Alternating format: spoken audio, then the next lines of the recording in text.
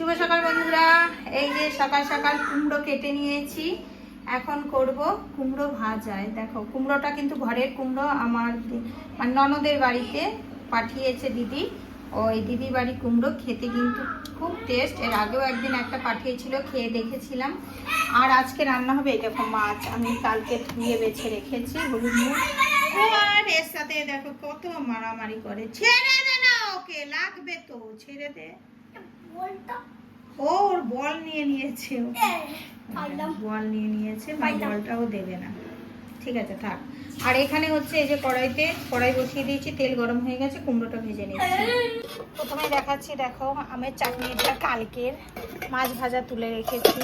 এখানে আছে এই যে কুমড়োটা ভেজেছিলাম, যে কুমড়ো ভাজা আছে।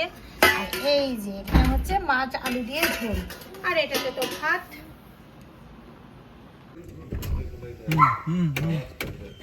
আমি দেখাচ্ছি, দেখো। হ্যাঁ হ্যাঁ, এগুলো সব কাটা। প্রচন্ড গরম। দেখো তুজো এখন খাবার কাছে, বাড়িতে রাগ হয়ে দাদার সাথে মারামারি হয়েছে, এর জন্য খাইনি। এর জন্য আমি কি করেছি, আলু সেদ্ধ আর তোমার মাছ ভাজা দিয়ে ভাত মেখে নিয়ে এসেছি। আমি জানি ও গাড়িতে গেলেও খিদে লাগবে। হ্যাঁ, পেঁয়াজ কুচি। তো আমি জানি যে মানে বাড়ি থেকে বেরোলেই ওর খিদে লাগবে, তো তার জন্য আমি বাড়ি থেকেই নিয়ে এসেছি, নাহলে বায়না করবে এটা খাবো ওটা খাবো।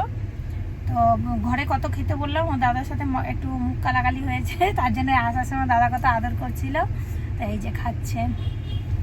এখনও আমরা ঘর থেকে বেরোতে পারিনি, যাচ্ছি। কালকে তো জামাই ষষ্ঠী, সবাই জানো। আজকে বেরোচ্ছে, আমার ভিডিও হয়তো কালকে পোস্ট হবে, মানে জামাই ষষ্ঠীর দিনই। ঠিক আছে, তো দেখে নিও। বাই।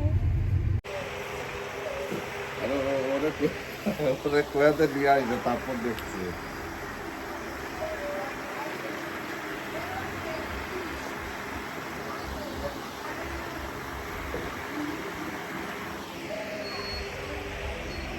তোমাদেরকে তো দেখালাম কি কি এনেছি।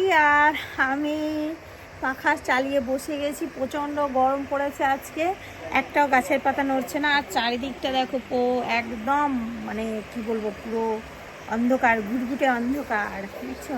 আর আমার এখানে শুয়ে আছে এই যে সাধু শুয়ে আছে, একটু আগেই আসলো। মন করছে রুটি, রাতের খাবার। আর আমরা কিনে আম নিয়ে এসেছি, ভেবেছি বাড়িতে নেই, আর গ্রামের বাড়ি আম থাকবে না, এক ক্যারেট পুরো বাড়িতে। ঘরে এসে দেখছি আম। রাত্রেবেলা হয়তো আম কাটা হবে, জানি না কি হবে। আমার শরীরটা খুবই খারাপ, পায়েও ব্যথাটা তো কমছেই না। আর হঠাৎ করে প্ল্যান হলো, হঠাৎ করে আসা। ভেবেছিলাম কদিন পরে আসব, কিন্তু আমার হাজব্যান্ডের জন্যই আসা। বলছে না, দুদিন যাই চলো ষষ্ঠীতে, ওই বললো, তো তার জন্যই আসা।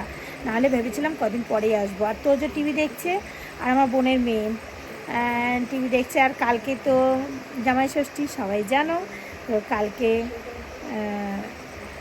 কি করছি না করছি সেসব তো আবার পরের ব্লগে থাকবে। আর গ্রামে আসলে গ্রামের ভিডিও তো খুবই সুন্দর পরিবেশ, সব কিছুই সকাল হলে শেয়ার করব। আর এই ভিডিওটা শুধু আসলাম, কী করলাম না করলাম, কী খেলাম, সেইটুকুই শেয়ার করলাম। চলো আজকের মতো ভিডিওটা এখানেই শেষ করছি, আবার দেখা হচ্ছে নেক্সট ভিডিওতে। ততক্ষণ সবাই ভালো থেকো, সুস্থ থেকো, অনেক অনেক হ্যাপি থেকো। বাই, গুড নাইট সবাইকে।